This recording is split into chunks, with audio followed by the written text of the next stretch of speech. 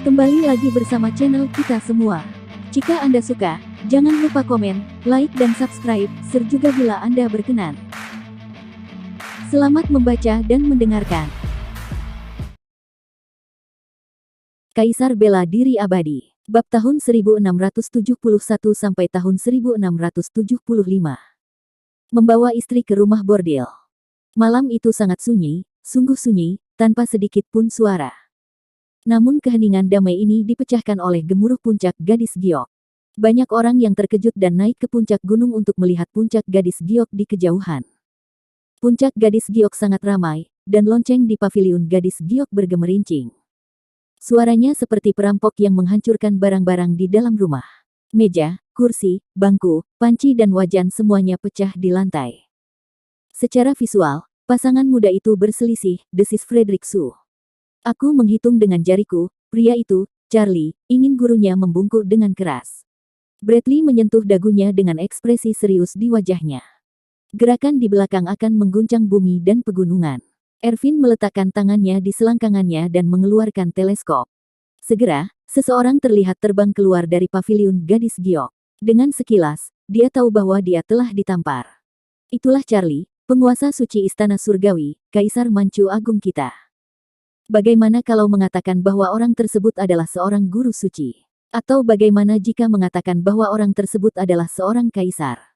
Semua orang mengangkat kepala, dan mata mereka berayun dari sisi ke sisi mengikuti arah terbang Charlie. Hanya ada suara gemuruh, dan Charlie mencapai puncak gunung. Puncak gunung yang curam dilanda puing-puing yang berjatuhan, lebih dari satu loteng runtuh, dan kebisingannya tidak biasa. Di antara bebatuan, Charlie merangkak keluar dan berlutut di tanah sambil memuntahkan darah. Rambutnya acak-acakan, pakaiannya berantakan, keningnya memar, wajahnya bengkak, matanya bengkak, dan salah satu lubang hidungnya berdarah dan dia bahkan tidak bisa menyekanya. Apa yang terjadi? Sebenarnya ada senjata Kaisar Ji Dao di tubuhnya. Charlie menggosok matanya penuh bintang, dan kepalanya berdengung perbedaan antara timur, barat, utara dan selatan. Dia pikir dengan bantuan kekuatan senjata kaisar, dia dapat menangkap Safia dalam hitungan menit. Namun siapa sangka ada senjata kekaisaran yang tersembunyi di tubuh Safia, segenggam Gyokrui, yang kekuatannya tak tertandingi. Inilah alasan mengapa dia dipukuli. Ada juga senjata kekaisaran. Charlie ada di alam surga dan Safia adalah orang suci. Dia masih meremehkan Safia dan kota tanpa air mata. Meskipun orang dibebaskan, mereka masih dilengkapi dengan senjata kekaisaran. Kali ini bagus, api jahat di tubuhnya tidak dilepaskan, dan dia dipukuli dengan kejam, tidak ringan atau kasar, dan dia hampir dipukuli sampai mati. Itu mengasyikkan, sungguh mengasyikkan. Dia tidak membuat Safia menangis, tetapi dia menemukan cara untuk bersenang-senang sendirian, menahan luka dalam di hatinya. Mungkin ini pemerkosaan legendaris yang gagal tapi malah diperkosa. Saya ingin pamer, tapi langsung terpecah. Memalukan. Charlie berjongkok di tanah dan menutupi wajahnya, seperti tahanan reformasi melalui kerja paksa yang sejujurnya tidak menginginkan apapun. Seharusnya tidak. Kamu memiliki senjata kaisar tertinggi, kamu tidak bisa mengalahkannya. Saat dia berbicara, naga awan dan naga bulan muncul, membelai kepala botak mereka, karena Charlie telah mencapai puncak gunung mereka. Kalian berdua di sini tepat pada waktunya. Katakan padaku senjata kekaisaran kaisar seperti apa itu batu Gyokrui.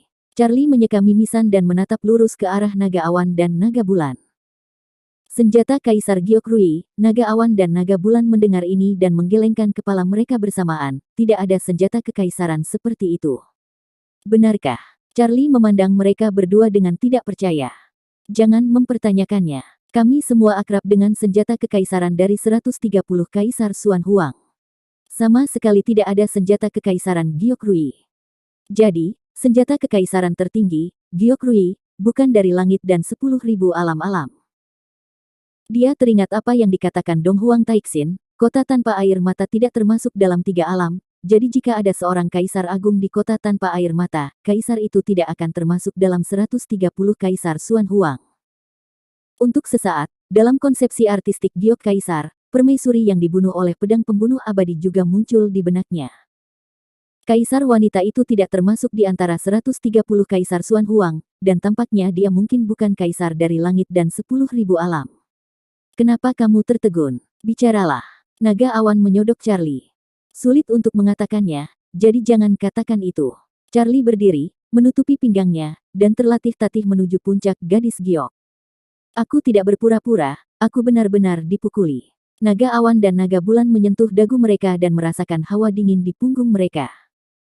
Kembali ke puncak gadis giok, Charlie melihat Safia dari jauh, berdiri di bawah pohon tua, diam-diam menatap kehampaan yang berkabut. Charlie sangat sadar dan berhenti ketika dia berada 100 kaki jauhnya. Dengan cara ini, jika Safia marah, dia masih bisa berbalik dan melarikan diri. Tubuh peri tertinggi yang membawa senjata kaisar sangatlah tangguh. Sebenarnya, bukan itu yang kamu pikirkan. Charlie tertawa datar. Safia menutup matanya dari ketiadaan dan menatap Charlie tanpa mengucapkan sepatah kata pun. Saya seorang pria terhormat. Charlie tersenyum dan berjalan sekitar 100 kaki jauhnya, tetapi tidak berani untuk maju. Safia terdiam, karena dia tidak menangis dan kejam. Jika dia memiliki sedikit emosi, dia pasti ingin tertawa setelah mendengar kata-kata ini. Tuan-tuan, Anda dapat memberitahu saya apa yang Anda pikirkan. Charlie menendang pintu hingga terbuka dan meminta Safia melepas pakaiannya. Bisakah Anda lebih lugas? Anda juga memukuli saya, dan kita sedang jatuh cinta. Senyumnya tidak tahu malu. Safia mengabaikannya begitu saja, terlalu malas untuk menjawab, dan kembali ke paviliun gadis giok. Dia sangat terkejut. Di jembatan Neihe, dia mencoba yang terbaik untuk membawanya kembali ke kampung halamannya, tetapi akan lebih baik jika dia kembali dan melakukan hal-hal yang tidak tahu malu. Mungkin, dia tidak tahu bahwa adat istiadat rakyat Manchu Agung selalu keras dan keras, tetapi Charlie telah mengeluarkannya, dan mereka semua tidak tahu malu. Kita hanya bisa mengecohnya.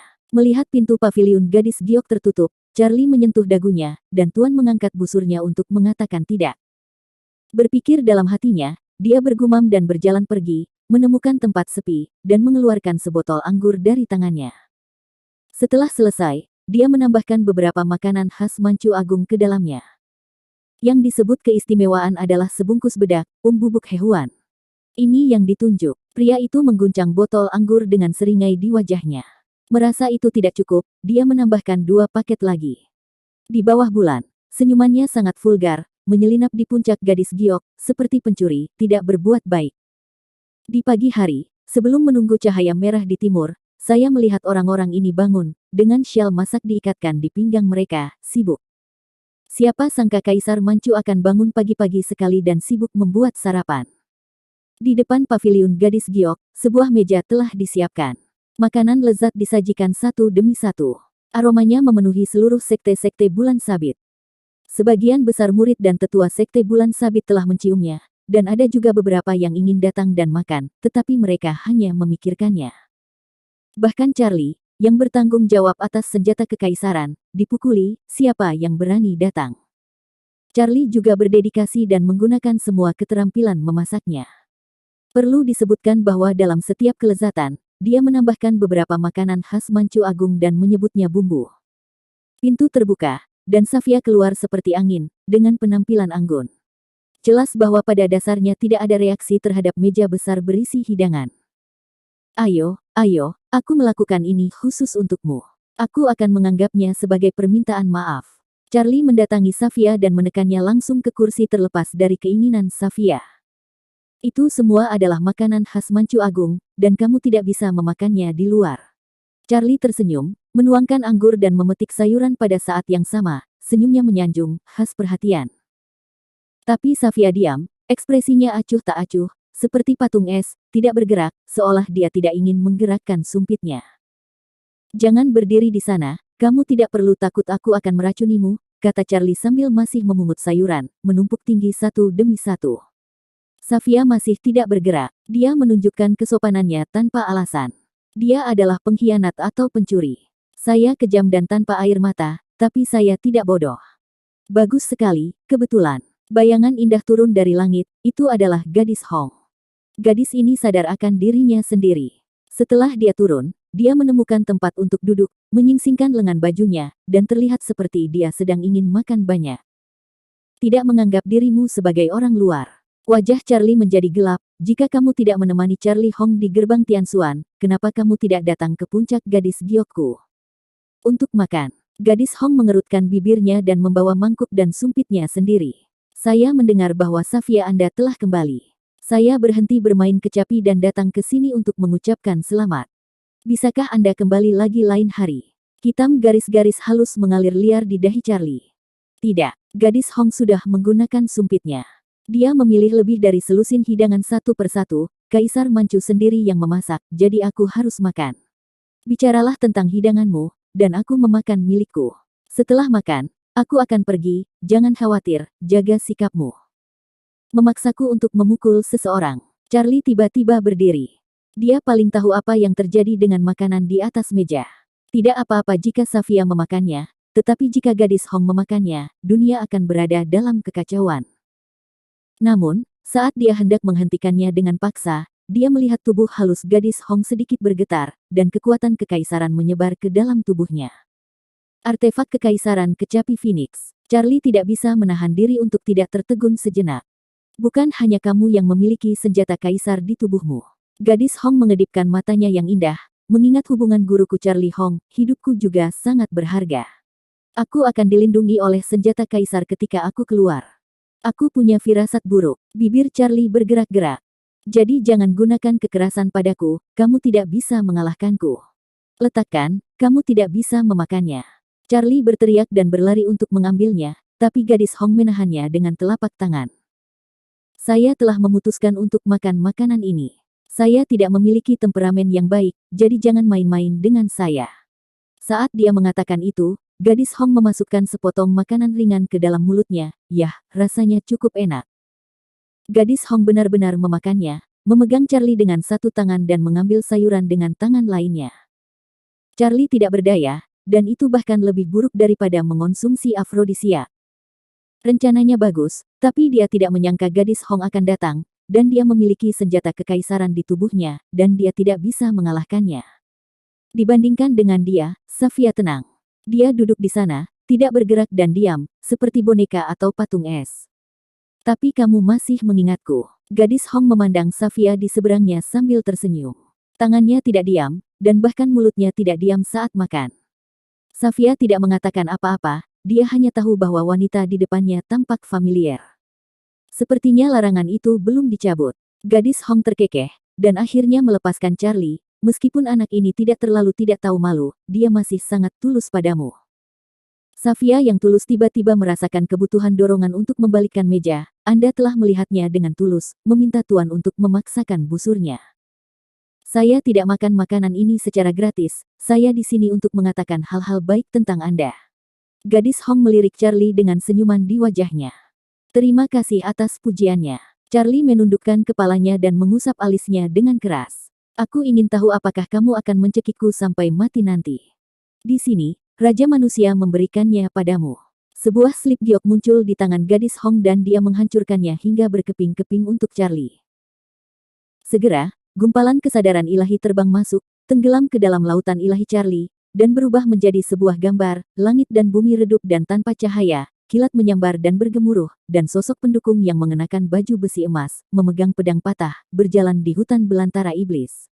Di tanah, bergoyang, berjuang untuk bergerak maju di bawah hari kiamat. Charlie mengerutkan kening. Adegan ini ditunjukkan kepadanya oleh Raja Fuxi sebelumnya, dan kali ini dikirimkan kepadanya lagi. Pikirkan baik-baik, apakah pemandangan ini familiar? Kata-kata Raja Manusia bergema tanpa batas di lautan dewanya. Sudah kubilang, aku tidak punya kesan apa-apa, kata Charlie, tapi matanya masih menatap orang yang berjalan di bawah kiamat. Sekilas memang terlihat familiar, namun alam semesta begitu luas dan terdapat banyak sekali medan perang, siapa yang bisa mengingat semuanya? Rasanya agak panas. Saat Charlie tenggelam dalam gambar itu, gadis Hong bergumam dan menjadi sedikit tidak normal. Pikiran Charlie terputus dan dia buru-buru melihat ke arah gadis Hong, hanya mengingat kejadian itu, tapi wanita jalang ini telah melupakannya. Bulu mata gadis Hong bergetar, dan mata indahnya seperti air, kabur dan kabur. Dia memang tidak normal, dia menyentuh tubuhnya dengan postur yang mempesona, terkadang menggigit bibir, terkadang berbisik pelan, dan pakaian warna-warni terluarnya telah dilepas olehnya. Keharuman wanita menawan itu menyebar, gumamannya semakin sering, pikirannya kesurupan, dan tawanya begitu menawan hingga begitu menawan. Charlie diam-diam menelan seteguk air liur dan merasakan kulit kayu akasia. Alis cantik Safia sedikit mengernyit, dia tidak tahu mengapa gadis ini seperti ini. Dia selalu seperti ini. Charlie terkekeh, berdiri, menarik gadis Hong, dan langsung menuju gerbang Tianxuan. Setelah makan bubuk hewan, pria dan wanita harus berhubungan seks, jika tidak otot dan pembuluh darah mereka akan putus, dan akibatnya bukan omong kosong biasa. Awalnya, bubuk hewan biasa tidak akan menyakiti gadis Hong. Namun, bubuk hewan dalam makanan tersebut dimurnikan secara khusus olehnya dan memiliki tingkat tertinggi bahkan seorang alam suci pun harus berbaring setelah memakannya. Ini ditujukan pada Safia. Tanpa diduga, gadis Hong jatuh ke dalam perangkap. Tidak ada cara lain. Jika Sainte terinfeksi, Anda dapat menemukan kultivator laki-laki untuk menyembuhkannya. Charlie Hong di gerbang Tianxuan adalah yang paling cocok untuk pekerjaan ini. Jangan salahkan aku, kamu yang bersikeras untuk makan. Charlie terbatuk-batuk, dan jika tidak mengizinkanmu makan, kamu pasti memukuliku. Gadis Hong tidak mendengarkan kata dan masih bergumam genit. Seluruh tubuhnya terasa panas, dan awan merah muncul di pipi. Tubuh halus itu menggosok tubuh Charlie dengan sembarangan, dan lengan giok putih mengaitkan leher Charlie. Jangan membuat masalah, bersabarlah sebentar. Meskipun Charlie bertekad, dia juga sedikit terganggu. Charlie sedang tenggelam dalam pikirannya. Dia bergumam dan mulai merobek pakaiannya. Ada sebagian besar kulit yang terbuka, putih dan lembut, bersinar dengan kilau menawan. Dia sudah tidak sadarkan diri, dengan kabut air di matanya. Toksisitas bubuk hewan telah mengilhami keinginan paling primitif. Haruskah aku mengambil fotonya? Charlie terbatuk. Berikan padaku, berikan padaku. Tidak masalah jika Charlie tidak berbicara. Dengan satu kalimat, gadis Hong merangkak ke Charlie. Tangan giok yang dingin dan halus merogoh pakaian Charlie, dan jari giok hijaunya menggaruk dada tebal Charlie ke atas dan ke bawah. Sudah berakhir, Charlie tidak bisa menahannya lagi, dia merasa mulutnya kering, wajahnya merah, darahnya terbakar seperti api, dan aroma femininnya membuatnya merasa seperti terbakar. Datang ke sini untuk menimbulkan masalah. Charlie mengutuk, diam-diam melafalkan mantra pembersih hati, lalu mengeluarkan jubah besar dan membungkus gadis Hong. Jika ini adalah Safia, dia bahkan tidak akan memikirkannya dan hanya akan melakukannya. Masalahnya, gadis ini adalah gadis Hong, dan dia selalu jatuh cinta pada gurunya, Charlie Hong, dan itu tidak pernah berubah. Maka ini tidak bisa diperbaiki. Jika dia pergi tidur dengannya, dia akan dicekik sampai mati besok. Wanita jalang ini sangat ganas. Di kejauhan, gerbang Tianxuan telah muncul 3 atau 5 kali, seperti cahaya ilahi, dan langsung menuju ke segel. Charlie Hong di sebuah taman kecil. Apa yang terjadi? Yasin Fu muncul entah dari mana. Tidak masalah. Charlie berjalan langsung ke taman kecil tanpa melambat. Di taman kecil, musik peri merdu. Lana Chu memetik senar kecapi, memainkan musik peri yang membangunkan dunia. Charlie Hong bangun, sedikit tersenyum, dan matanya penuh kehangatan. Selain itu, mereka bukan satu-satunya yang ada di taman kecil ini.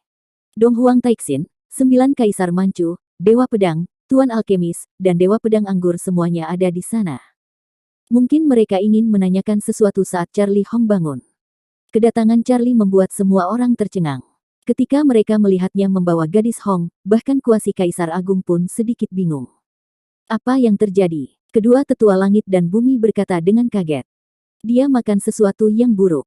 Charlie meletakkan gadis Hong. Berikan padaku, berikan padaku. Begitu gadis Hong diturunkan, dia dengan panik merobek pakaian Charlie, membuat pakaiannya acak-acakan. Dia makan sesuatu yang buruk. Dong Huang Taixin mengangkat alisnya yang cantik, melirik ke arah gadis Hong, dan kemudian ke Charlie. Ini adalah hal yang buruk. Dia jelas telah mengonsumsi afrodisia. Oke, ayo dia makan makanan khas Manchu Agung. Charlie menyentuh ujung hidungnya, masalah ini, ceritanya panjang. Mulut semua orang bergerak-gerak, termasuk 9 kaisar dan Dewa Pedang. Agar seorang suci bisa melakukan ini, level bubuk hewan tidaklah rendah. Kecuali seseorang sangat ahli dalam alkimia, tidak ada yang bisa melakukannya. Manchu Agung benar-benar penuh dengan bakat, dan keahlian khusus ini begitu sombong sehingga seorang suci terpesona olehnya dan juga terpesona olehnya. Kamu masih tidak tahu malu. Lana Chu mengusir Charlie, menyeret gadis Hong kembali, dan menatap Charlie dengan galak. Itu bukan salahku. Charlie berhenti dan buru-buru mengeluh. Hati nurani langit dan bumi, dialah yang bersikeras untuk datang, saya menolak dia untuk makan, dan bahkan menyerang saya. Saya mengacaukan seseorang. Tidak hanya hal baik yang menjadi kacau, tetapi saya juga mendapat reputasi yang tidak tahu malu. Baiklah, kenapa kita tidak keluar dan ngobrol? Tetua langit terbatuk-batuk. Kalau begitu ayo kita keluar dan ngobrol. Tetua bumi tersenyum datar dan pergi. Setelah mengambil 2 langkah, kedua lelaki tua itu berbalik kembali dan menyeret Charlie Jalang itu keluar bersama. Dong Huang Taixin, Dewa Pedang, 9 kaisar dan lainnya juga sangat cerdas, dan mereka pergi begitu saja seolah-olah tidak ada pekerjaan. Saya tidak bisa meninggalkan taman kecil ini. Pemandangan selanjutnya akan sangat harum. Jika dibiarkan di sini terlalu lama, orang akan malu. Para senior juga sangat pandai dalam apa yang mereka lakukan. Setelah semua orang pergi, mereka tidak lupa menggunakan penghalang untuk menutupi seluruh taman kecil. Di taman kecil, Charlie Hong bingung dan gadis Hong bingung. Dia sudah datang ke depan Charlie Hong dan merobek pakaiannya. Orang yang paling malu adalah Lana Chu, yang pipinya memerah. Sebagai istri Charlie Hong, haruskah saya pergi atau tidak? Haruskah saya bermain kecapi atau tidak? Jika saya memainkannya, Charlie Hong akan sadar. Ini adalah masalah sulit yang mungkin tidak akan ditemui bahkan dalam 800 tahun. Akhirnya, dia mengeluarkan sabuk giok dan menutupi matanya yang indah. Kemudian, dia mengangkat tangan gioknya dan dengan lembut memetik senarnya. Lagu abadi 9 neter tiba-tiba dimulai, merdu dan indah. Charlie Hong terbangun, dan tanpa mengucapkan sepatah kata pun, dia melihat 2 bibir tipis menutupi mulutnya, terkadang menggigit dan menggiling dengan lembut, terkadang menjulurkan lidah untuk menjilat bibirnya. Charlie Hong bingung dan mengenali gadis Hong, tapi plot macam apa ini? Dia tidak sengaja memakan bubuk hewan. Lana Chu berkata dengan canggung, sementara suara kecapi melanjutkan, dia sangat mencintaimu, mohon bersikap lembut. Dia tidak bisa berbicara. Juga, bukankah ini terlalu menakutkan? Istri saya hanya duduk di sana sementara saya tidur dengan wanita lain. Ichikiwir. Di hutan bambu kecil gerbang Tianxuan, semua kuasi kaisar agung sedang duduk di sana. Charlie, sebagai kaisar Manchu agung, adalah satu-satunya yang berjongkok di tanah dengan kepala terkubur dalam biji melon dan tidak berkata apa-apa. Seperti manusia fana, dan kuasi kaisar agung adalah hakimnya, dengan sikap bahwa masalah ini tidak akan selesai sampai dia memahami masalah ini. Ada beberapa trik, Dong Huang Taixin tersenyum. Jangan salah menuduhku, itu tidak adil bagiku. Charlie menggelengkan kepalanya dengan acuh tak acuh, tapi kamu tidak bisa menyalahkan semuanya padaku. Maksudku, dia yang memakannya sendiri. Dia meletakkan tangannya di atas tangannya dan tersenyum lebar. Aku tidak tahu kenapa, aku hanya ingin tertawa. Oh. Apa yang dikatakan lelaki tua itu benar. Itu yang dia makan. Dia tidak membiarkannya makan, tapi dia sangat cemas sehingga dia mendorongnya untukku. Murid Charlie Hong itu, otaknya tidak terlalu cerdas, dan dia masih ngotot. Makanlah bubuk hewan. Orang tua itu juga senang. Saya sangat senang Manchu Agung masih memiliki keahlian khusus ini. Ayo, lihat dan lihat apa yang telah dilakukan kaisar kita. Yasin Fu masuk sambil memegang slip giok di tangannya. Segera, batu giok itu pecah, dan tirai air menggantung di udara. Di tirai air, ada gambar puncak gadis giok, Charlie, sang tuan, mengambil busur dengan keras dan dipukuli dengan kejam. Setelah menyelesaikan pekerjaannya, dia membuat sarapan untuk meminta maaf dan menambahkan beberapa bumbu ke setiap hidangan lezat tiba, omong kosong. Itu akan datang. Itu sunyi, sangat sunyi, dan sekelompok kuasi kaisar agung juga menggerakkan bibir mereka. Samar-samar terlihat betapa kejamnya Charlie tersenyum dalam gambar. Masih ada yang harus aku lakukan, aku pergi dulu. Charlie terbatuk-batuk, berbalik dan lari. Gerbang Tianxuan sialan ini benar-benar memiliki kekuatan magis yang hebat kaget saat melihatnya. Mengapa kamu begitu cemas? Kedua pria itu melihat ke layar dan mengulurkan tangan mereka, salah satu dari mereka meraih salah satu lengan Charlie. Gambar itu menghilang, dan mata semua orang tertuju pada Charlie, memandang Charlie seperti dewa. Bagaimana mungkin seorang hamba Tuhan memberikan obat perangsang nafsu birahi kepada istrinya? Manchu Agung tidak hanya memiliki adat istiadat rakyat yang kuat, tetapi juga memiliki banyak orang berbakat. Bahkan jika itu membutuhkan waktu 800 tahun, Manchu Agung mungkin tidak bisa mengejar ketinggalan. Dia itu memaksa, kata Charlie penuh arti. Ayo, mari kita bicara tentang cita-cita kita. Tetua langit dan bumi, 2 orang lelaki tua di satu sisi, meletakkan tangannya di bahu Charlie, memeluk Charlie dan keluar. Setelah itu, banyak lelaki tua mengikuti, semuanya setingkat kuasi Kaisar Agung, dan mereka semua membawa tongkat di tangan mereka. Segera, jeritan pun dimulai, seperti hantu menangis dan serigala melolong. Kaisar Manchu Agung bahkan berteriak dengan cara yang mendominasi. Dia tidak berdiri sejak dia jatuh dan hampir dipukuli sampai mati.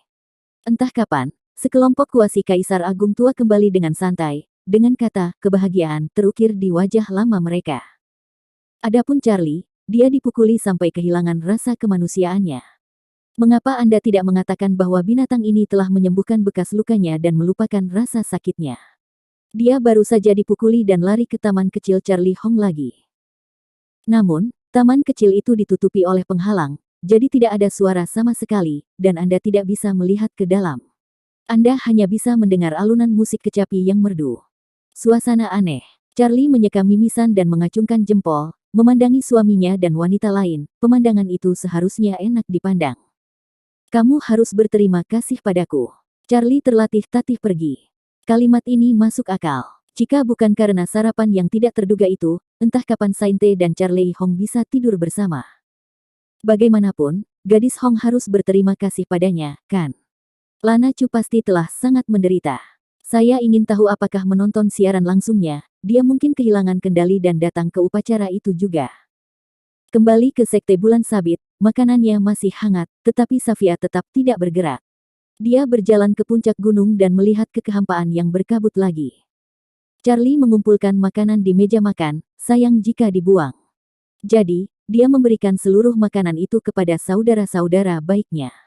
Setelah itu, dia membuka mata peri dan bergegas ke setiap sudut puncak gadis giok. Kemanapun dia pergi, pasti ada pergerakan. Banyak batasan dari gerbang Tianxuan telah dilanggar olehnya, dan dia masih ingin diam-diam melihat hal-hal baik di sini. Itu adalah ide yang bagus. Setelah melakukan ini, dia menggosok tangannya dan melangkah ke puncak gunung. Dia menyeringai dan berkata, satu halaman pada satu waktu, tidak ada dendam. Safia tidak berkata apa-apa, mengabaikan orang ini, dan melihat ke arah kabut dan ketiadaan. Ayo pergi, aku bawa kamu ke tempat yang bagus. Charlie meraih tangan Safia, menariknya ke atas dan pergi, melangkah ke langit. Sederhananya, saya ingin mengajak Safia jalan-jalan. Faktanya, dia bersembunyi dari bahaya. Dengan temperamen gadis Hong yang keras, akan aneh jika dia tidak mengangkat jade gelpik setelah dia sadar. Charlie cerdas dan memilih untuk pergi lebih awal ketika hal-hal baik terjadi. Dia tidak bisa mengalahkan gadis Hong dalam pertarungan. Begitu mereka pergi, terdengar makian keras datang dari beberapa puncak di Sekte Bulan Sabit. Charlie, jalang.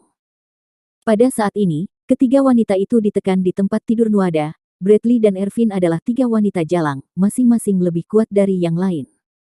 Ini saudara yang baik. Bagaimana bisa sebuah meja makanan terbuang percuma? Sekte Bulan Sabit menjadi hidup, dan semua orang menajamkan telinga mereka. Teriakan wanita itu masih sangat indah dan indah. Di sini, Charlie menarik Safia dan berjalan ke langit. Meski Anda berjalan sangat jauh, Anda masih bisa mendengar teriakan di belakang Anda. Orang ini hanya menutupi dahinya dan tertawa diam-diam, menyebabkan Safia di sampingnya melihat ke samping lebih dari sekali. Orang ini benar-benar sakit. Di hutan yang sepi, di mana Anda dapat mendengar auman monster, Charlie berhenti. Ini adalah tempat di mana Safia membawanya untuk pelatihan di masa lalu. Dia benar-benar tidak memperlakukannya sebagai manusia, dan melatihnya sampai mati dan cacat. Kombinasi kecepatan dan kekuatan dipahami dengan jelas di sini. Pertama kali dia melewati kesengsaraan surgawi juga di hutan terpencil ini. Kamu mendapat kesan. Charlie menoleh dan menatap Safia sambil tersenyum. Safia terdiam, merasa akrab, tetapi dia tidak dapat mengingat bahwa mungkin, memang ada sebab dan akibat antara dia dan dia di sini. Charlie tersenyum, tidak memaksakan apapun, menarik Safia ke atas dan menghilang. Di depan tebing kuno, dia berhenti lagi. Tebing kuno ini usianya sudah cukup tua, dan masih terdapat noda darah kering di atasnya. Tak sulit membayangkan pernah terjadi bencana darah di masa lalu.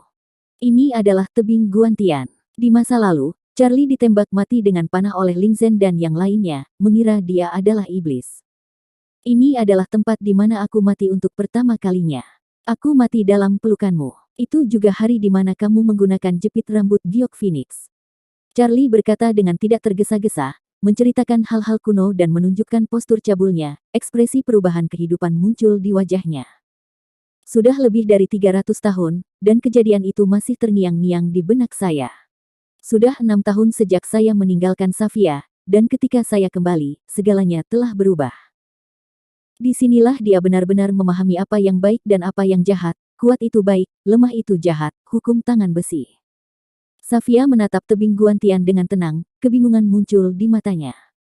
Untuk sesaat, dia sepertinya bisa melihat gambar-gambar yang terfragmentasi, dan hatinya yang tenang sedikit sakit. Keduanya pergi lagi dan pergi ke aula cabang ke-9 Sekte Bulan Sabit. Franklin Xiao masih di sana, tidak ada perang saat ini, dan dia merasa nyaman. Ada juga kenangan di sini. Ketika terjadi perselisihan sipil di antara pejabat tinggi Sekte Bulan Sabit karena Zah, tuan rumah cocok 90%, Safia membawanya ke sini untuk berlindung. Tapi ketika dia keluar saat itu, dia sudah menjadi mayat ketika dia kembali. Kemudian, Charlie membawa Safia ke banyak tempat di Manchu Agung, di depan makam pahlawan bumi di Zongtong, dan di kawasan Laut Panlong Laut Ilusi di Nanyan. Mereka seperti turis yang berkeliaran di sekitar gunung dan sungai yang indah ini. Kemanapun mereka pergi, selalu ada cerita kuno. Saat malam tiba, mereka berdua memasuki dunia fana. Tempat ini cukup jauh dari Sekte Bulan Sabit. Jika gadis Hong ingin melunasi rekening, dia mungkin tidak akan dapat menemukannya. Kota kuno di dunia fana masih sangat makmur di malam hari. Dilihat dari kejauhan, jalanan ramai dengan orang, lampion merah bergelantungan tinggi, restoran berdiri tegak, dan aroma anggur tercium. Di kiri kanan jalan banyak terdapat warung-warung yang terus-menerus berteriak dan berjualan, serta banyak juga penghibur yang mengundang banyak tepuk tangan. Kemunculan keduanya menarik perhatian terlalu banyak orang di jalan. Yang paling penting adalah Safia sangat cantik, seperti peri yang turun dari surga, jika tidak, dia akan menjadi murni dan suci di dunia fana ini. Karakter dan kecantikannya tidak tertandingi oleh wanita biasa. Alhasil, kemanapun mereka berdua pergi selalu ada kehebohan, dan semua orang yang melihat mereka kesurupan, indah sekali. Banyak pangeran dan bangsawan datang mengundangnya, dan masing-masing lebih murah hati dari yang sebelumnya. Mereka tidak ragu-ragu menghabiskan ribuan uang untuk mengundang Safia berbicara dengannya. Namun, tidak peduli betapa mulianya status mereka, mereka ditakdirkan untuk tidak dapat menyenangkan Safia. Dia adalah seorang yang abadi dan suci, dan statusnya bahkan lebih mulia. Tentu saja, banyak juga orang yang kuat dan kejam. Untuk hal semacam ini, Charlie selalu memilih tempat tertinggi dan menggantungnya satu persatu untuk menikmati pemandangan yang indah. Kadang-kadang aku memikirkannya, dunia fana tidaklah buruk. Meskipun dunia biksu sangat indah, itu biasa dan nyata. Charlie tertawa sepanjang jalan. Safia tetap diam sepanjang jalan, hanya menjadi pendengar setia. Kadang-kadang dia mengangkat matanya untuk melihat dengan rasa ingin tahu ke jalan yang bising. Segala sesuatu di sini adalah hal baru baginya. Saya tidak tahu kapan dia berhenti untuk pertama kalinya dan berhenti mengambil langkah. Charlie, yang masih berbicara dengan santai, juga tanpa sadar menjadi tenang. Melihat ke belakang, dia menyadari bahwa Safia diam-diam melihat ke satu sisi. Charlie mengangkat alisnya dan mengikuti pandangannya. Di sana, ada seorang lelaki tua membawa sebatang bambu yang salah satu ujungnya berisi manisan hau, yang terlihat lezat hanya dengan melihatnya. Benar, yang dilihat Safia saat ini adalah lelaki tua itu. Lebih tepatnya, dia sedang melihat manisan hau. Dia belum pernah melihat tandan buah merah yang ditaburi gula. Charlie tersenyum, berjalan menuju lelaki tua itu, memberikan seikat koin tembaga fana, dan menyerahkannya kepada Safia, enak sekali. Kali ini, Safia tidak menolak, mengangkat tangannya untuk mengambilnya, dan memegangnya tangannya, dia penasaran saat melihatnya dan tidak tahu apa itu. Manisan hau di atas bambu, hal yang paling umum di dunia fana, Anda selalu dapat mendengar teriakan manisan hau di jalan. Tapi Safia belum pernah melihat hal biasa seperti itu. Dia belum pernah keluar dari kota tanpa air mata, jadi bagaimana dia bisa mengetahui keindahan dunia ini? Dia bahkan tidak tahu apa itu uang, dan dia bahkan tidak tahu bahwa uang diperlukan untuk membeli sesuatu. Koin-koin kecil itu sepertinya sangat berguna. Cobalah, rasanya enak. Charlie tersenyum hangat. Sebelum Safia selesai berbicara, dia menggigit setengahnya. Sudut mulutnya ditutupi dengan gula merah. Dewi yang agung dan tanpa air mata itu tampak sedikit manis saat ini. Rasanya sangat enak, dan dia bisa melihat sedikit senyuman di wajahnya. Pada saat ini, Charlie tampak terpesona dan ekspresinya linglung. Di depan bunga-bunga dan di bawah sinar bulan, di jalanan yang bising, penampilannya yang memakan manisan hau di atas gula begitu konyol dan sederhana sehingga membuat orang mengaguminya dan membuatnya bingung. Dia juga bisa tertawa, dan dia bukannya tidak punya air mata dan tidak punya hati. Di taman kecil gerbang Tianxuan, alunan musik kecapi yang merdu telah berhenti, dan suasana penuh musim semi. Charlie Hong kembali kacau, dengan ekspresi kusam dan mata kosong. Gadis Hong bangun, menggosok pelipisnya dan bangkit. Dia merasa seluruh tubuhnya lemas dan tidak berdaya, seolah-olah dia kelelahan. Ketika dia sadar kembali, seluruh tubuhnya berada di sana. Apa yang terjadi? Altarnya berantakan, dan bunga persik yang berlumuran darah terlihat mencolok dan ternoda di gaunnya. Adapun dia, pakaiannya acak-acakan, rambutnya acak-acakan, dan sebagian besar kulitnya terbuka, dan rona merahnya masih ada, berkilauan. Dia tidak bodoh, dia tahu apa yang sedang terjadi dalam sekejap. Tapi dia tidak tahu mengapa ini terjadi, dan pikiran sadarnya menjadi kacau lagi karena adegan ini. Kamu sudah terbangun. Saat dia tertegun, tawa terdengar. Lana Chulah yang melepas sabuk giok yang menutupi matanya. Apa yang terjadi? Pipi gadis Hong menjadi lebih merah. Kamu tidak sengaja memakan bubuk hewan. Charlie membawamu ke sini. Aku tidak sengaja memakan bubuk hewan. Gadis Hong tampak terkejut saat mendengar ini. Dia mengingat apa yang terjadi kemarin, sarapan di puncak gadis giok. Dia telah makan makanan itu sebelum dia tak sadarkan diri. Pantas saja, tak heran Charlie ingin mengusirnya dan ingin mengambil tindakan. Memikirkan semuanya dalam sekejap, gadis Hong sangat marah. Dia sebenarnya memberikan Hehuan San kepada istrinya, yang tidak tahu malu. Namun, dia ngotot dan memaki Charlie dengan cara yang mendominasi. Setelah itu, dia menikmati sarapan yang lezat. Setelah memikirkannya, dia sepertinya memikirkan sesuatu, dan dengan ragu menatap Lana Chu di bawah altar. Apa selanjutnya? Kalau begitu, aku bermain kecapi, dan kamu bercinta dengan suamiku. Aku memalukan. Aku katakan, itu tidak memalukan. Istri guru, saya. Gadis Hong mau tidak mau menurunkan alisnya, menggigit giginya, tidak berani menatap langsung ke mata Lana Chu. Memalukan, bagaimana ini tidak memalukan? Tidak masalah jika saya tidak tahu, tapi Lana Chu membiarkan saja. Anda masih harus bermain kecapi, dan Anda mengawasi dia dan Charlie Hong. Dia seorang wanita, jadi dia tidak bisa menghilangkan adegan ini. Saya tidak keberatan. Di masa depan, panggil saja aku saudara perempuan, tapi jangan panggil istri guru. Itu terlalu tua. Singkatnya, kepala batu giok gadis Hong terkubur lebih dalam. Warna merah tua menyebar dari pipinya hingga lehernya, dan dia hanya ingin mencari celah di tanah untuk masuk. Ini sangat memalukan. Charlie Hong terjaga saat itu dan tidak bisa bergerak. Pasti dia yang selalu berada di atas. Aku tidak berteriak cabul, kan? Gadis Hong menutupi pipinya. Aku khawatir pandangan istri guruku dan guruku akan buruk. Itu berlangsung tanpa henti sepanjang hari dan sepanjang malam.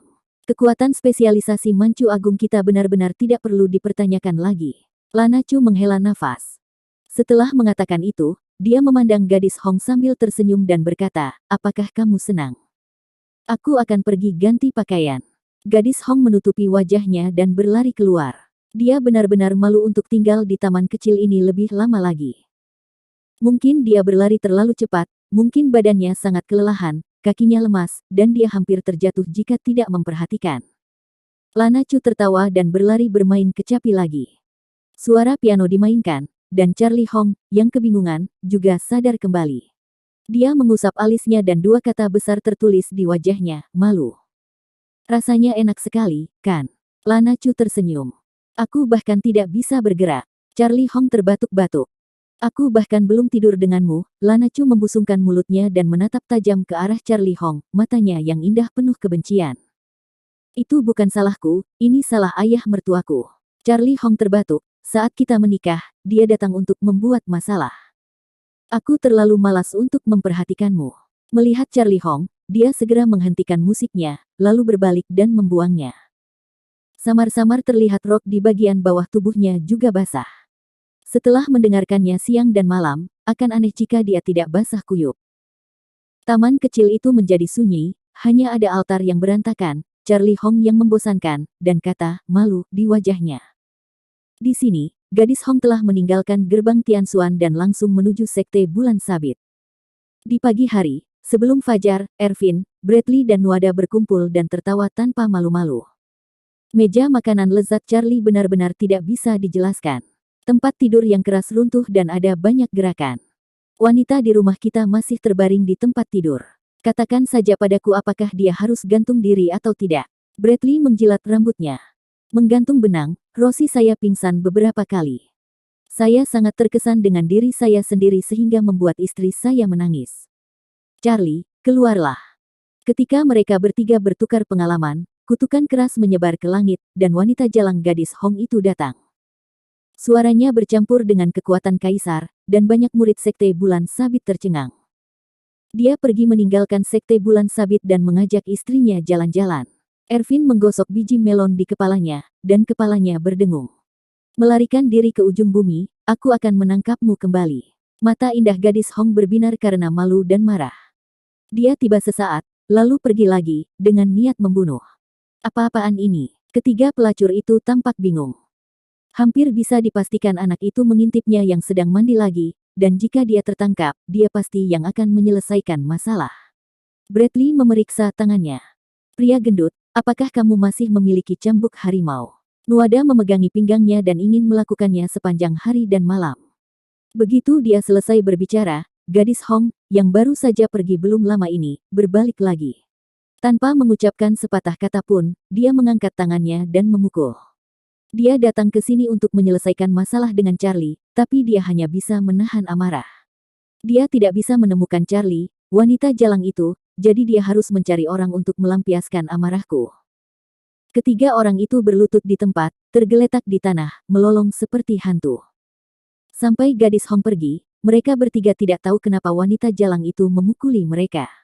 Mereka semua memiliki wajah yang perlu dipukuli. Ternyata Charlie masih sangat pintar dan bersembunyi lebih awal.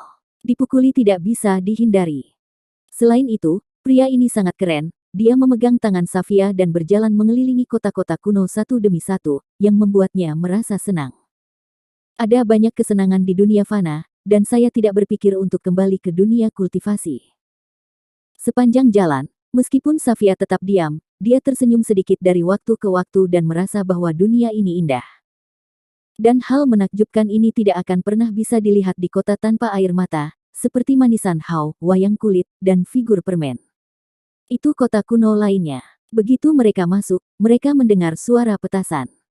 Sebuah keluarga kaya akan menikah, dan sedan dengan 8 gerbong itu sangat cantik. Pengantin pria berdiri di depan pohon yang indah, mengenakan pakaian pengantin pria, menunggangi kuda yang tinggi, dengan lengan berwarna merah tergantung di dadanya. Suara suona, gong, dan genderang terdengar nyaring, dan jalanan sangat ramai. Keluarga-keluarga miskin telah pergi ke mansion untuk meminta uang pernikahan dari tuan-tuan kaya. Pada hari besar ini, mereka semua memberikan uang mereka dengan murah hati. Apakah kamu tahu apa itu? Charlie memandang Safia sambil tersenyum. Safia menggelengkan kepalanya dengan lembut, matanya yang acuh tak acuh sedikit penasaran. Dia benar-benar tidak tahu kenapa pengantin wanita yang duduk di sedan itu berhijab merah, kepalanya menunduk, dan dia sangat pemalu. Dan pakaiannya berwarna merah cerah dan lebih indah dari pakaian peri. Dia terlihat lebih cantik saat memakainya. Itu disebut menikah, dan kamu harus memuja langit dan bumi. Charlie berkata sambil tersenyum, ada juga bunga dan lilin di kamar pengantin, kamu tahu apa itu? Safia menggelengkan kepalanya lagi, itu sesederhana selembar kertas putih. Kamu tidak tahu, tidak masalah. Akan kutunjukkan padamu malam ini. Charlie tersenyum jorok, menunjukkan 2 baris gigi putih. Saat malam tiba, orang ini memimpin Safia melihat dari jendela.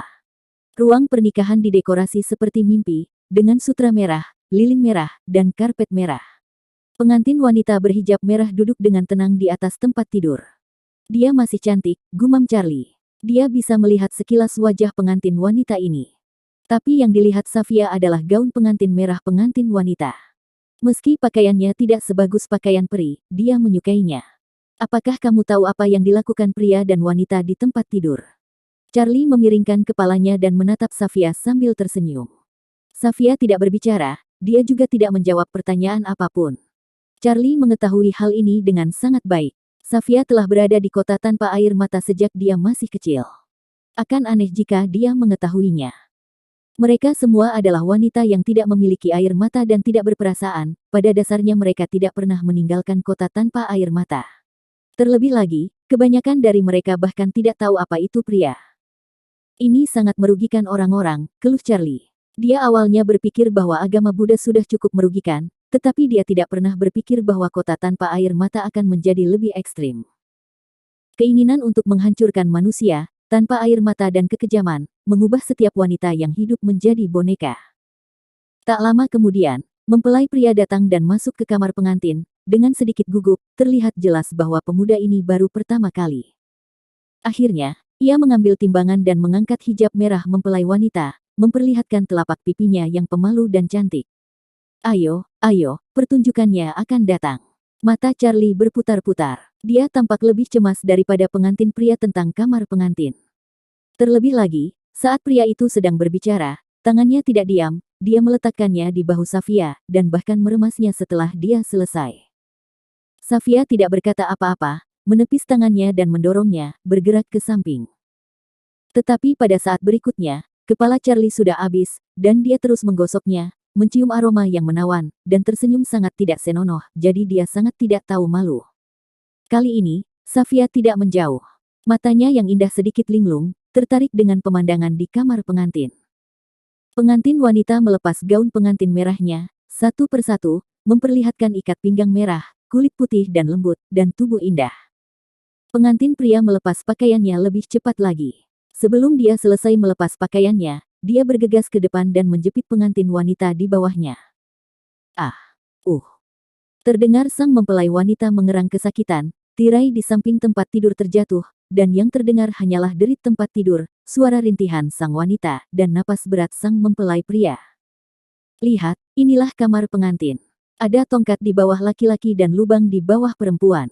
Beginilah asal mula penyatuan legendaris Yin dan Yang. Charlie tertawa. Pipi Safia memerah untuk pertama kalinya. Ini adalah kamar pengantin.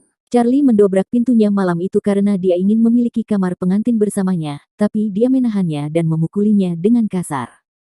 Saat dia memikirkannya, dia tidak bisa menahan diri untuk tidak menurunkan matanya dan melihat ke tubuh bagian bawah Charlie. Ada sebuah tenda kecil yang disanggah dengan tongkat.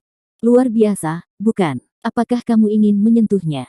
Charlie menyeringai, dan terlepas dari apakah Safia menginginkannya atau tidak, dia meraih tangan giok Safia dan meletakkannya di atasnya. Anehnya, Safia tidak melawan. Dia bisa merasakan kehangatan melalui pakaiannya. Detak jantungnya bertambah cepat dalam sekejap, apa yang disebut kelupaan tertinggi juga sedikit berdebar, dan ketenangan pikirannya terganggu. Ini aku. Charlie menggosok tangannya sambil tersenyum. Namun, Safia berbalik dan melangkah ke langit gelap. Charlie merasa malu dan mengejarnya, tapi terlempar jauh. Safia sangat cepat, seperti cahaya peri yang cemerlang, menambahkan lengkungan indah pada malam yang gelap. Dia tidak tahu kenapa dia ingin lari, tapi dia selalu merasakan kegugupan yang belum pernah dia rasakan sebelumnya, dan detak jantungnya sangat cepat sehingga dia tidak bisa menahannya. Pelan-pelan, aku tidak bisa mengejarmu. Charlie mengejarnya secepat yang dia bisa. Ini malam yang lain, dan ini masih merupakan kota kuno bagi manusia. Jalanan yang bising ini ramai dengan orang dan sangat ramai. Safia masih sangat baru. Dia melihat sekeliling sambil berjalan. Meskipun dia melihat banyak hal di sepanjang jalan, dia masih merasa segar. Saat ini, ia tidak lagi berpenampilan sebagai perempuan, melainkan sebagai perempuan yang menyamar sebagai laki-laki. Dadanya sudah lama dibalut selendang giok dan menjadi rata. Rambutnya ditarik ke atas, dia mengenakan sutra dan satin, dia mengenakan sepatu bot giok putih, dia memiliki ikat pinggang giok dan emas di pinggangnya, dan liontin giok cerah tergantung di pinggangnya. Dia adalah putra dari keluarga bangsawan. Saya harus mengatakan bahwa pakaiannya, ditambah dengan penampilannya yang tiada taraf, membuatnya terlihat menarik. Meski berpenampilan seperti laki-laki, namun postur berjalannya membuatnya terlihat girly sehingga membuat orang yang lewat menoleh ke samping dan terlihat sedikit aneh. Namun, mata indah gadis itu ada di mana-mana. Sungguh aneh bahwa Safia, yang berpura-pura menjadi laki-laki, begitu tampan. Ambil kipas ini. Kamu harus menggunakan alat ajaib ini untuk pamer. Charlie menyerahkan kipas lipat, jenis yang digunakan oleh pria. Safia bingung, bertanya-tanya mengapa Charlie mendandaninya seperti ini. Lihat, kamu bisa menggunakannya seperti ini. Charlie juga memegang kipas kertas di tangannya, membukanya dengan baik, dan menggoyangkannya dengan lembut. Safia melakukan apa yang diperintahkan, tapi itu agak asing dan terasa aneh. Benar, lembut, itu saja. Kecepatannya harus lambat, dan yang paling penting, posturnya harus bagus. Memegangnya di tangan kanan memiliki daya tarik, kamu tidak tahu cara meniruku. Charlie mengoceh. Ya, tindakan mengipasi diajarkan sepenuhnya, membuat Safia terburu-buru mempelajarinya. Ayo pergi, aku bawa kamu ke tempat yang bagus. Kamu pasti tidak akan menemukannya di kota tanpa air mata. Charlie tersenyum jorok, mengambil Safia dan pergi. Tidak lama kemudian, keduanya berhenti di depan sebuah loteng. Loteng ini cukup luas, dengan 3 lantai, dan bau debu merah yang menyengat. Aroma pemerah pipi sudah tercium bahkan sebelum Anda masuk. Dilihat dari kejauhan, samar-samar terlihat pemandangan wanita langsing bermain kecapi, menuangkan anggur, dan berpose di loteng lantai 2 dan 3. Melihat ke pintu loteng, ada wanita acak-acakan yang melambaikan sutra panjang di tangan mereka dan mengucapkan kata-kata yang menyayat hati. Paman, mengapa kamu ada di sini? Nama yang luar biasa, di plakat loteng memiliki tampilan yang bermakna. Benar sekali, ini adalah rumah bordil. Sederhananya, ini adalah tempat pelacuran. Ini adalah tempat bagus yang dikatakan Charlie, dan dia benar. Sama sekali tidak ada kota tanpa air mata, dan tidak akan ada tempat seperti itu. Mengapa Anda tidak mengatakan bahwa Charlie hebat? Kembali ke Xuan Huang, dia mengajak mantan pacarnya mengunjungi rumah bordil, dan hari ini dia membawa istrinya untuk minum anggur. Bakat dipupuk dengan cara ini. Dia sering melakukan hal-hal yang tidak tahu malu. Mancu Agung pasti punya air kencing seperti ini. Safia di satu sisi tampak acuh tak acuh dan sedikit aneh. Tempat macam apa ini? Setelah kamu masuk, ambilkan beberapa wanita cantik lagi untukku, dan aku akan main-main dengan mereka malam ini. Setelah mengatakan itu, dia menyeret Safia dan menyombongkan diri. Hei, kalian berdua, mengapa kalian ada di sini? Sekelompok wanita fana yang meminta pelanggan di depan pintu berkumpul di sekelilingnya.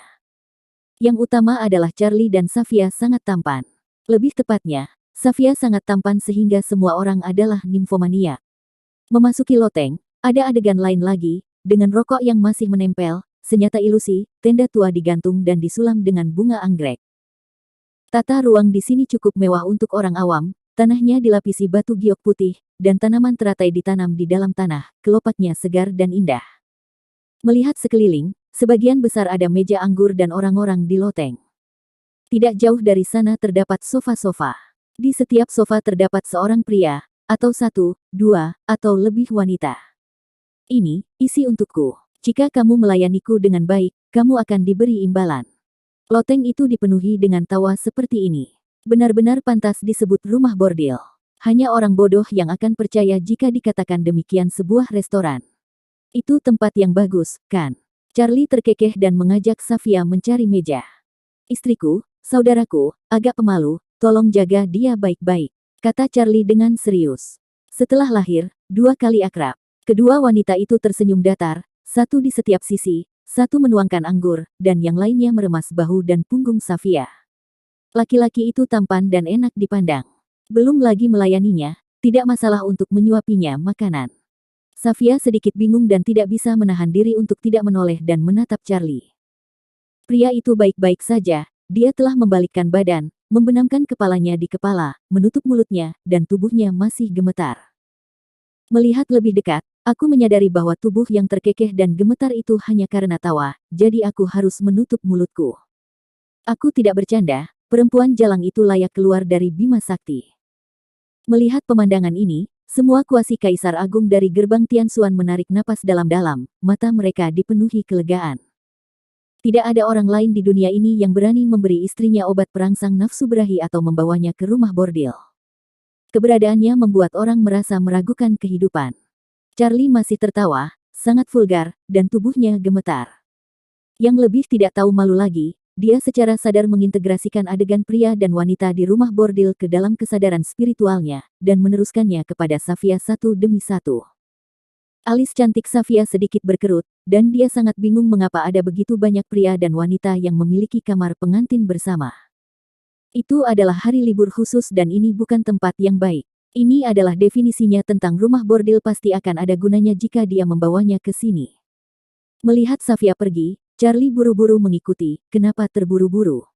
Safia mengabaikannya, melangkah keluar seperti angin, dan berubah kembali menjadi seorang putri. Charlie terkekeh dan tidak menghentikannya, tapi dia memegang kristal memori di tangannya. Adegan sebelumnya telah lama tercetak. Adegan ini harus disimpan. Jika suatu hari Safia dibuka blokirnya dan menghapus hiburannya, beritahu dia bahwa mereka telah mengunjungi rumah bordil. Dia mungkin tidak tahu bahwa kuasi Kaisar Agung dari gerbang Tianxuan sedang melihat ke sini saat ini, dan telapak tangan mereka semakin gatal. Keduanya pergi, meninggalkan kota kuno ini dan terus bermain di dunia. Di beberapa kota berikutnya, Charlie selalu ingin mengajak Safia mengunjungi rumah bordil. Kewaskitaan abadi mengizinkannya menonton siaran langsung. Tapi Safia tidak lagi bodoh. Dia pernah ke sana sekali dan tidak akan pernah terlibat lagi. Temukan tempat di mana tidak ada orang di sekitarnya, dan mari kita bicara tentang kehidupan. Charlie terus berbicara sambil berjalan, berhenti setiap saat. Safia baik, dia adalah orang yang hidup, tetapi dia tidak berbicara. Jangan bertingkah seperti ini, aku sangat malu.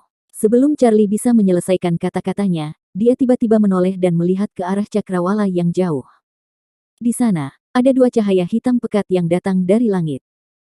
Lebih tepatnya, mereka seharusnya adalah dua telur hitam, dengan cahaya hitam menempel di sekujur tubuh mereka, terkoyak oleh guntur dan kilat, dan aura iblis. Tekanan mereka sangat kuat, dengan tekanan dari kuasi Kaisar Agung di 8 daerah terlantar, menghancurkan langit dengan suara gemuruh, dan menyebabkan setiap inci ruang runtuh. Mata peri Charlie tiba-tiba terbuka dan menyempit menjadi satu garis. Meskipun dia berada jauh, dia masih bisa mencium aroma yang sangat dia ingat dan sangat dia benci, iblis. Dong Huang Taixin, ada iblis yang menyerang Manchu Agung, dua kuasi Kaisar Agung. Charlie menggunakan batu suara dewa untuk mengirimkan pesan ke Sekte Tianxuan. Saya melihatnya. Dengan batu Senyin, Dong Huang Taixin berbicara perlahan, melihat ke cakrawala yang jauh melalui mata Charlie. Kecepatan. Charlie mencapai langit dalam satu langkah dan langsung menuju ke arah itu. Safia mengerutkan kening dan mengikutinya. Cahaya abadi meluap dari tubuhnya, giok kekaisaran bergetar sesuai keinginannya, dan kekuatan kekaisaran menyebar ke seluruh langit. Meskipun dia tidak tahu apa itu, aura yang terpancar dari telur hitam itu membuatnya sangat jijik. Mata Charlie seperti obor, matanya tidak menyipit, dan cahaya dingin tiba-tiba muncul. Sudah 300 tahun berlalu, dan kebencian saya terhadap iblis semakin memburuk setiap hari. Invasi merekalah yang menghancurkan kekuatan gunung dan sungai besar ini. Terlalu banyak orang yang terbunuh dan terlalu banyak orang yang menghilang begitu saja. Mereka seharusnya sama dengan dua telur hitam yang datang ke Manchu Agung di masa lalu. Kata-kata Dong Huang Taixin berasal dari batu Senyin, ada kaisar setingkat Raja Iblis yang tersembunyi di dalam telur hitam. Mereka semuanya sama. Mengapa terlambat lebih dari 300 tahun? Charlie bertanya-tanya, kesalahan ini agak terlalu besar. Jarak perbedaan antar telur adalah puluhan juta mil, apalagi waktu. Ada perbedaan beberapa ratus tahun bukanlah hal yang mustahil, kata Dong Huang Taixin sepenuh hati. Jadi, mereka juga adalah Raja Iblis di bawah Kaisar Iblis Surgawi. Karena mereka berada di level yang sama, mereka berada di level yang sama dengan Raja Iblis Surgawi. Kalau begitu bunuh mereka. Kaisar Pedang Suanyuan terwujud di tangannya, dengan cahaya keemasan di sekujur tubuhnya. Memancar ke segala arah, seperti dewa perang. Bersambung.